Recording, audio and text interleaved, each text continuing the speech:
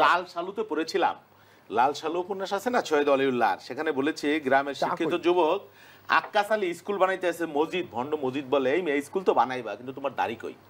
সেই প্রশ্নের মতো আমার বন্ধু বলল বিএনপির প্রধানমন্ত্রী কি হবে, ক্ষমতায় তো যাবে, ভোট তো করবে।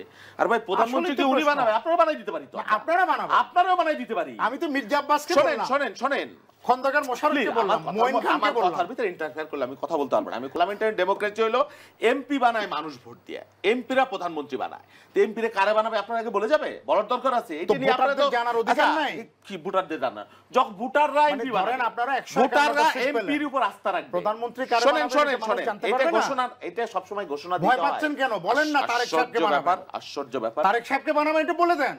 তারেক সাহেবই তো হবে, কি হবে? Very good. খালেদা জিয়া হবে, খালেদা জিয়া না হলে তারেক সাহেব হবে। ভেরি গুড, অসুবিধা কি আপনার? ধন্যবাদ। এগুলো নিয়ে আপনারা তো মাথা ব্যথা করেন। ধন্যবাদ। আপনি চিন্তা করেন, আপনি যখন ক্ষমতাচ্যুত হবেন তখন লুঙ্গি পরে পালাবেন না প্যান্ট পরে পালাবেন, ওইটা চিন্তা করেন। আওয়ামী লীগের সভাপতি কি হবে ওইটা চিন্তা করেন। খুব বেশি দিন না তো, এই কয়েকদিন পরেই এই পরিমাণ আওয়ামী লীগকে এরকম দেখছি, আওয়ামী লীগকে এরকম দেখছি, আওয়ামী লীগকে এরকম দেখছি, মুক্তিযুদ্ধের সময় দেখছি লুঙ্গি পরে পালাইছে, ৭৫-এর পরেও দেখছি এত বড় আওয়ামী লীগ।